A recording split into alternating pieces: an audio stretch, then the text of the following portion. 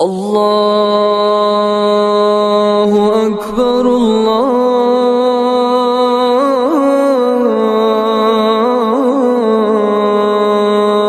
اکبر۔ السلام علیکم ورحمۃ اللہ وبرکاتہ۔ رفیقان ملت اسلامیہ، نبی رحمت للعالمین صلی اللہ علیہ وسلم سے محبت کرنے والوں، بلا شبہ اسراء اور معراج اسلامی تاریخ کا ایک عظیم الشان واقعہ ہے۔ اس کی تفصیل یہ ہے کہ منصب نبوت پر فائز ہونے کے بعد ایک رات نبی کریم صلی اللہ علیہ وسلم مکہ مکرمہ میں تشریف فرما تھے کہ آپ کے سامنے تاریکی کے درمیان سے اچانک ایک نور پھوٹا۔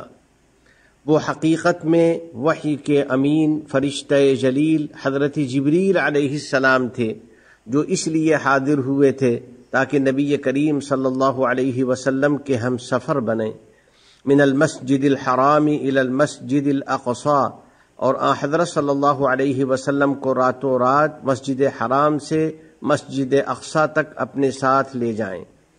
پھر آپ صلی اللہ علیہ وسلم کو مسجد اقصی سے بلند و بالا آسمانوں کی سیر کرائیں، اور وہاں آپ صلی اللہ علیہ وسلم کو اپنے رب کریم مولائے عظیم سے ملاقات کا اعزاز حاصل ہو۔ یقیناً اسراء اور معراج آپ صلی اللہ علیہ وسلم کا ایسا عظیم الشان معجزہ ہے جس کا سمجھنا انسان کے بس میں نہیں، اور اس کی حقیقت تک پہنچنے سے عقل انسانی عاجز ہے۔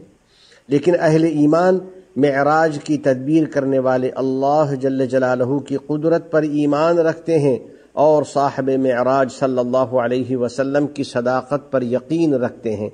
باری تعالی جل جلالہ کا فرمان ہے، ما ضل صاحبکم وما غوى وما ينطق عن الهوى ان هو الا وحی یوحى۔ تمہارے یہ ساتھی نہ تو بھٹکے اور نہ غلط راستہ پر ہوئے، اور وہ اپنی خواہش سے کچھ نہیں بولتے، یہ تو خالص وحی ہے جو ان کی طرف بھیجی جاتی ہے۔ معراج کا یہی وہ معجزہ ہے جس میں تمام ملائکہ اور انبیاء علیہم السلام نے رسول اکرم صلی اللہ علیہ وسلم کو خوش آمدید کہا تھا، اور ان الفاظ میں استقبال کیا تھا، مرحبا بہ ولنعم المجیء جاء۔ مرحبا، حضرت کا آنا مبارک ہو۔ میرے دوستو، رسول اکرم صلی اللہ علیہ وسلم نے اس سفر میں انبیاء کرام علیہم السلام سے ملاقات کی۔ چنانچہ پہلے آسمان پر ابو البشر سیدنا آدم علیہ السلام سے حضرت صلی اللہ علیہ وسلم کا سامنا ہوا، تو آپ صلی اللہ علیہ وسلم ان کی طرف متوجہ ہوئے اور ان کو سلام پیش کیا۔ تو حضرت آدم علیہ السلام نے اس طرح آپ صلی اللہ علیہ وسلم کے سلام کا جواب دیا، مرحبا واہلا بابنی نعم الابن انت۔ اپنے بیٹے کو مرحبا کہتا ہوں اور استقبال کرتا ہوں، آپ میرے بہت اچھے بیٹے ہیں۔ اس کے بعد حضرت جبریل علیہ السلام حضرت صلی اللہ علیہ وسلم کو ساتھ لے کر آگے بڑھتے رہے، اور ایک آسمان کے بعد دوسرے آسمان پر چڑھتے رہے۔ اس دوران آپ صلی اللہ علیہ وسلم نے حضرت یوسف، حضرت عیسیٰ، حضرت یحییٰ، حضرت ادریس، حضرت ہارون اور حضرت موسیٰ علیہم السلام سے ملاقات کی۔ سب نے اس طرح آپ کا استقبال کیا، مرحبا بالنبی الصالح والاخ الصالح، نیک نبی اور نیک بھائی کا آنا مبارک ہو۔ پھر آپ صلی اللہ علیہ وسلم نے سیدنا ابراہیم علیہ السلام سے ملاقات کی۔ وہ 7ویں آسمان میں تشریف فرما تھے۔ حضرت ابراہیم شکل و صورت میں ہمارے نبی جمیل صلی اللہ علیہ وسلم سے بہت زیادہ مشابہ تھے۔ اس وقت ان کی یہ کیفیت تھی، مسندا ظہرہ الی البیت المعمور، وہ بیت معمور کی طرف پشت کر کے ٹیک لگائے ہوئے تھے۔ واضح ہو کہ البیت المعمور آسمان والوں کا قبلہ ہے۔ بہرحال نبی کریم صلی اللہ علیہ وسلم نے فوراً حضرت ابراہیم علیہ السلام کو سلام پیش کیا، تو انہوں نے آپ کے سلام و احترام کا جواب دیا۔ پھر آپ سے فرمایا، یا محمد اقری امتک منی السلام واخبرهم ان الجنة طیبة التربة عذبة الماء وانها قیعان وأن غراسها سبحان اللہ والحمد للہ ولا الہ الا اللہ واللہ اکبر۔ اے محمد، میری طرف سے اپنی امت کو سلام کہیے گا اور ان کو بتائیے گا کہ جنت کی مٹی بہت ہی پاکیزہ اور زرخیز ہے، اس کا پانی بہت ہی میٹھا ہے، اور جنت کی زمین بالکل ہموار ہے، اور اس کے پودے یہ کلمات ہیں سبحان اللہ والحمد للہ ولا الہ الا اللہ واللہ اکبر۔ اس کے بعد ہمارے نبی علیہ الصلاۃ والسلام بلندی کی طرف بڑھتے رہے، یہاں تک کہ آپ صلی اللہ علیہ وسلم اس مقام تک پہنچ گئے جہاں پر آپ سے پہلے یا آپ صلی اللہ علیہ وسلم کے بعد کسی کا قدم نہیں پڑا ہے، یعنی آپ صلی اللہ علیہ وسلم سدرۃ المنتہا کے پاس پہنچ گئے۔ یہ ایک عظیم الشان درخت ہے، عندہا جنت المأوى، اس کے قریب جنت المأوى ہے۔ اس مقام پر تمام مخلوق کی رسائی ختم ہو جاتی ہے اور اس سے آگے بڑھنا کسی کے لیے ممکن نہیں، نیز اس جگہ کی صفت اور اس کی کیفیت بیان کرنا کسی کے لیے ممکن نہیں۔ اے ہمارے آقا یا رسول اللہ، بلا شبہ آپ سید الاولین والآخرین ہیں، آپ کا مقام و مرتبہ بہت زیادہ بلند ہے۔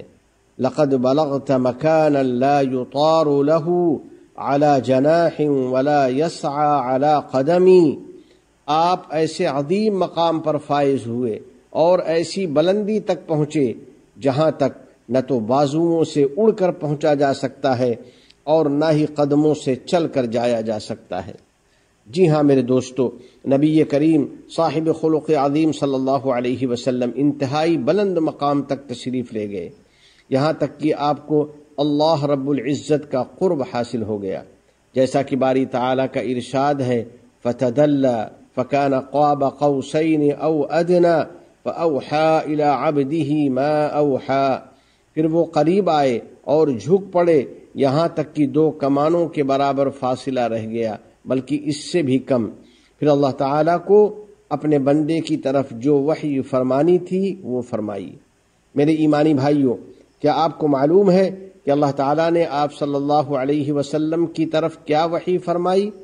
تو معلوم ہونا چاہیے کہ اس عظیم مقام پر باری تعالیٰ نے ایک عظیم الشان عبادت کو فرض فرمایا اور اسلام کے ایک بنیادی رکن یعنی نماز کا حکم دیا۔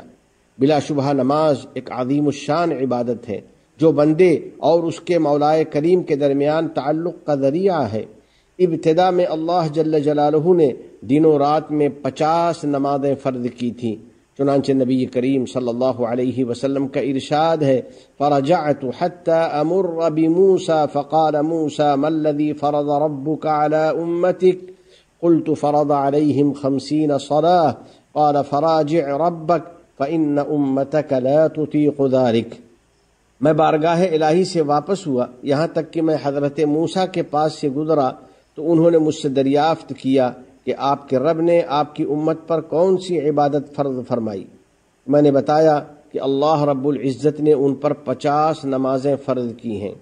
تو حضرت موسیٰ نے فرمایا اپنے رب کی طرف واپس جائیے کیونکہ آپ کی امت ہر روز 50 نماز کی طاقت نہیں رکھتی۔ چنانچہ حضرت صلی اللہ علیہ وسلم متعدد بار اپنے رب کی طرف رجوع کرتے رہے اور ہم پر رحمت و شفقت کے لیے اللہ جل جلالہ سے نماز کی تعداد میں کمی کی درخواست کرتے رہے۔ یا رب ان امتی ضعفاء اجسادهم وقلوبهم واسماعهم وابدانهم فخفف عنا، اے میرے رب میری امت کے جسم اور ان کے دل بہت کمزور ہیں، نیز ان کی سماعتیں اور ان کے بدن ضعیف ہیں، بس ہم پر آسانی فرما دیجئے۔ تو رب ذوالجلال والاکرام نے فرمایا ہی 5 وہی 50 لا يبدل القول لدی، یہ ادائیگی میں 5 نمازیں ہیں جبکہ ثواب میں 50 ہیں، میرا فیصلہ تبدیل نہیں کیا جاتا۔ انی قد امضیت فریضتی وخففت عن عبادی واجزی الحسنۃ 10، در حقیقت میں نے اپنا فریضہ اور فیصلہ نافذ کر دیا ہے اور اپنے بندوں پر آسانی کر دی ہے اور میں ایک نیکی کا ثواب 10 گنا دوں گا۔ تمام تعریفیں اس اللہ کے لیے ہیں جس نے 7 آسمانوں کے اوپر سے ہم پر نماز فرض فرمائی اور اسے ہمارے درجات کی بلندی کا زینہ بنایا۔ نماز کو ہمارے آنکھوں کی ٹھنڈک، ہمارے دلوں کی راحت اور ہمارے قلوب کی پاکیزگی کا ذریعہ بنایا، اور اللہ سبحانہ و تعالی نے اپنے احکام میں ہم پر آسانی فرمائی، چنانچہ ہمیں انہی احکام کا پابند کیا جن کی ہم طاقت رکھتے ہیں۔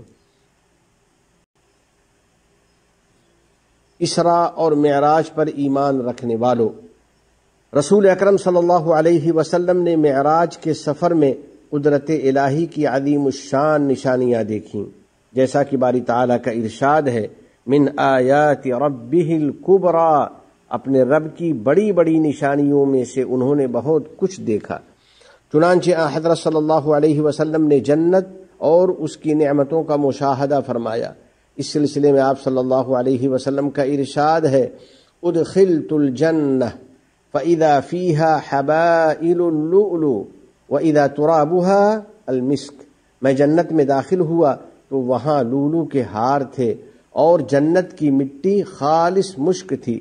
پھر آپ صلی اللہ علیہ وسلم کا گزر ایک بہت ہی حسین نہر پر ہوا، جس کی خوبصورتی آپ صلی اللہ علیہ وسلم نے اس طرح بیان فرمائی ہے، حافتاہ قباب الدر المجوف علیہ قصر من لؤلؤ وزبرجد طینہ المسک، فقال ما هذا یا جبریل؟ قال هذا الكوثر الذي خبأ لك ربك۔ اس کے دونوں کناروں پر ہولدار موتیوں کے گنبد تھے، اس پر لولو اور زبرجد کا محل تھا، اس کی مٹی مشک تھی۔ آپ صلی اللہ علیہ وسلم نے دریافت فرمایا، اے جبریل یہ کیا ہے؟ تو انہوں نے بتایا کہ یہ کوثر ہے جو آپ کے رب نے آپ کو عطا فرمایا ہے۔ تو اللہ کے نیک بندو، جنت کے طلبگار بنو اور نیک اعمال کے ذریعے اسے حاصل کرنے کی کوشش کرو، اور اللہ سے اس کے لیے دعا کرتے رہو۔